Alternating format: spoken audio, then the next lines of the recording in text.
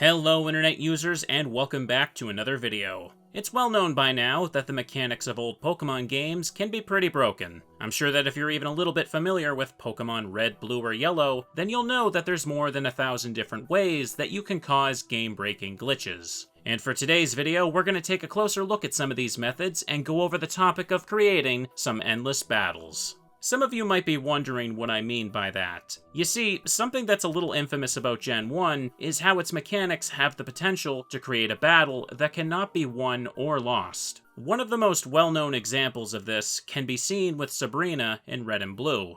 After defeating her first 3 Pokemon, she'll send out her strongest, Alakazam. When this happens, if you switch into your own Psychic-type Pokemon that is both low level and immediately uses the move Rage, then the battle will become stuck in an infinite loop.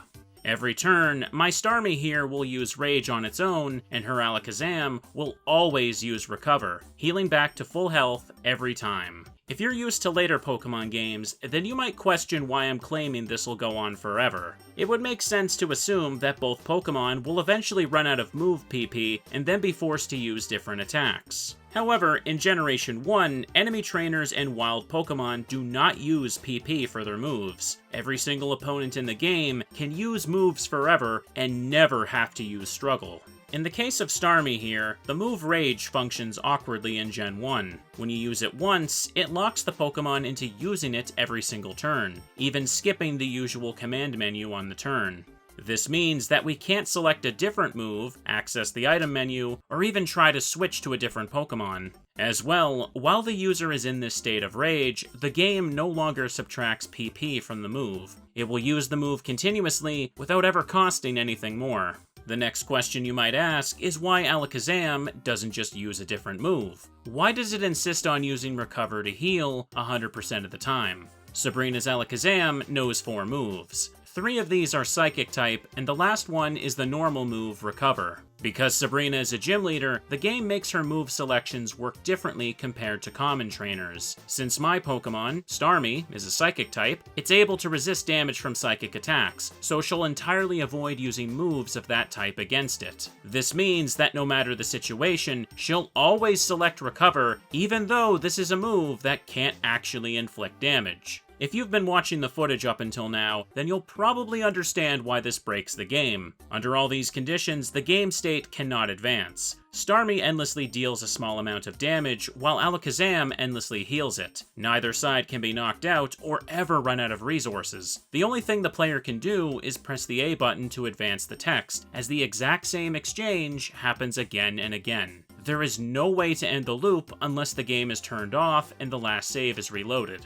Now obviously, as amusing as this infinite battle is, this exact situation is pretty unlikely to occur in a casual playthrough. You'd have to go out of your way to set up a weak Psychic Pokemon with Rage beforehand, and then send it out at the right time. Keep in mind, though, that everything I've shown you so far only applies to Red and Blue. As it turns out, this exact issue would be addressed in Pokemon Yellow. Although Sabrina's team is a little different in this game, her final Pokemon is still an Alakazam, with 3 Psychic moves and Recover. If you were to attempt the exact same setup with the same Pokemon from Red and Blue, she'll actually use her other attacks instead of just Recover. While I don't know the exact programming changes made to her trainer AI, it's very clear that something about her was altered to prevent her from spamming Recover. As you can see though, this time it'll barely take a few seconds before Starmie goes down. Because Yellow was the last version of Gen 1 to be released, it does fix a few of the glitches and exploits from Red and Blue. However, don't be mistaken, Yellow is still incredibly broken and also has the potential to cause endless battles, which is the next thing we'll be taking a look at. The setup that I'm about to show you involves the game's final gym leader, Giovanni. For his team in Yellow, his lead Pokemon is a Dugtrio. This thing knows 3 ground-type attacks and Sand Attack, which is a normal-type status move in Gen 1. With all of that in mind, I'm going to talk to Giovanni and start his battle while my inventory is completely empty and the only Pokemon in my party is a frozen Zapdos. As soon as the battle begins and Zapdos comes out, I'll be completely stuck. With no other Pokemon in my party, I cannot switch. With nothing in my bag, I can't use any items. And of course, there is no running from a trainer battle. The only way to proceed with my turn is to select the fight command. However, when I do this, the game will skip my action, as Zapdos is unable to move while frozen. But because Dugtrio only has ground moves for dealing damage, it will be completely unable to hit a flying Pokémon. It will spend every turn failing to attack Zapdos every single time.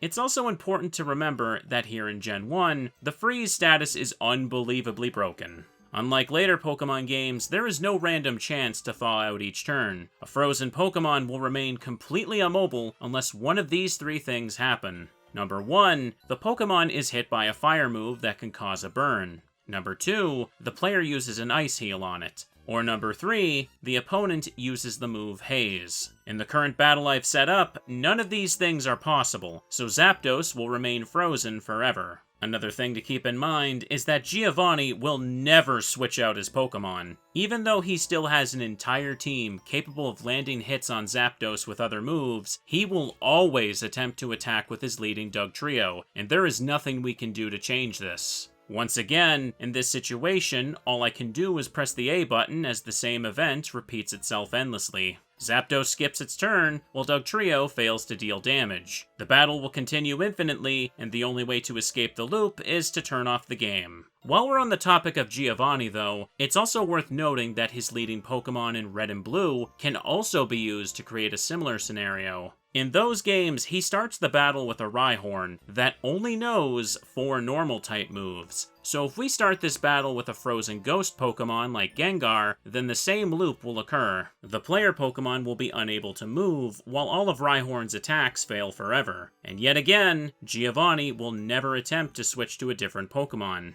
Fun fact, this same Gengar can be used near the end of the game to cause a different infinite battle to happen. One of the most infamous examples of how bad the trainers are in Gen 1 is Lance's Dragon types in Red and Blue. In these games, his Dragonite knows 2 Psychic status moves, Barrier and Agility, so if you send out a Poison or Fighting type against him, he will prioritize selecting those moves over his other attacks. The same can be said for his 2 Dragonair that also know Agility. But if you were to use a Pokemon that can use Explosion or Self-Destruct during the battles, it's possible to leave both you and Lance with only 1 remaining Pokemon to send out. If his last Pokemon is the Dragonite, and yours is a Frozen Poison Pokemon, then the game will once again enter a state where neither side can finish the battle. What's also really funny is that Dragonite's other moves here are normal type, so even if it wasn't stuck prioritizing Barrier and Agility, it would still be completely impossible for it to damage Gengar. Pokemon Yellow would later completely change the movesets of his Dragonite and Dragonair, so this situation can no longer happen in that version. If it wasn't obvious by now, frozen Pokemon are probably the biggest culprits when it comes to causing endless battles. There is a very good reason why this status condition was changed for every game afterwards. In fact, by using a frozen Pokemon, you can still even break Sabrina's Pokemon Yellow battle. That's right, despite fixing the possible loop with her Alakazam, her lead Pokemon here is an Abra that only knows the move Flash, and nothing else. If you start this fight with literally anything that's frozen, and it's the only thing in your party, then the battle becomes stuck once again. Just like Giovanni, she'll never switch to her other party members. That Abra will stay out, using that one move until the end of time. Now at this point, every battle I've shown you so far has been something that's reasonably avoidable in a casual playthrough. While it's true that these setups showcase some oversights with the game's battle system, none of these situations are ever going to happen unless you're very intentionally trying to cause them. Even if you somehow ended up in a position where your only Pokemon are all frozen, there is nothing stopping you from just going to a Pokemon Center to have this healed. So with that in mind, to end this video, I'm going to make an endless battle that literally cannot be avoided. To do this, I'm once again going to make use of our favorite frozen Gengar. Going north of Cerulean City, there is a trainer here in the grass to the left of the bridge. This NPC is what's known as a long-range trainer. As the name implies, he is able to spot the player from very far away. If you approach him from above, he'll be able to notice you from the edge of the screen as soon as the game loads him in.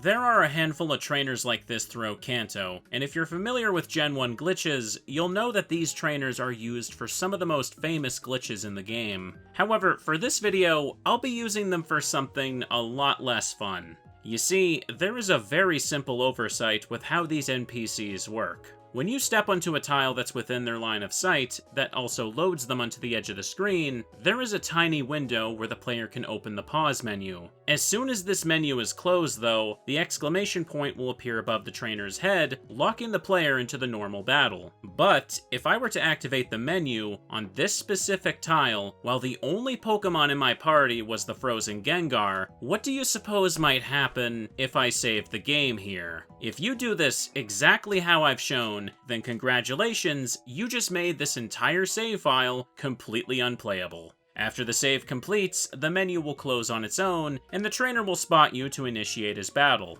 You know the drill, the frozen Gengar will be sent out, and there isn't anything you can do except pass the turns, unable to move. And as you can see, this particular trainer leads with a Rattata that only knows normal moves. Since none of these can hit Gengar, and he will never switch to a different Pokemon, this means that we're once again stuck in an endless battle. However, this time, turning the game off no longer lets you escape. Because the game was saved in this trainer's line of sight, every time you hit continue on the main menu, you'll load in, with him instantly beginning the battle. There is no window to do any other actions. He will spot you 100% of the time, and there's nothing you can do about it. This save file is completely softlocked and doomed to enter an endless battle as soon as you try to play it. Some of you might remember that in a previous video, I also made use of a frozen Gengar with a different long-range trainer, but in the case of that one, the battle was still possible to escape. In this video's battle, under these circumstances, it's genuinely impossible to keep playing. There is no choice but to erase everything and start a whole new playthrough from the beginning. Everything that was on this save file before the setup is completely unsalvageable. And with that, I've covered just about every main example of endless battles in Gen 1. Of course, there are more trainers in the game that you can do this with, but all of them use the same setups with either a frozen Pokemon or the move Rage. We don't need to go over every single one of them. Trainers like Lorelei, for instance, can also softlock the save file if the player is unfortunate enough to save in her room with a Pokemon that fulfills the conditions of these battles. But that's something I've already gone into great detail about in other videos. The point of this video isn't to showcase a list of which trainers are broken, it's to show all of you how just a few game mechanics can come together in unexpected ways to absolutely break Gen 1's battle system. This has been a topic that I've been hoping to cover for a while, so I hope it was fun to see. If you want to see more videos, I have plenty more ridiculous Pokemon ideas in the works, along with some passion projects being made on the side. You can also check out my other channel where I post my Twitch streams and play whatever I feel like. My name is Picaspree, and thanks for watching.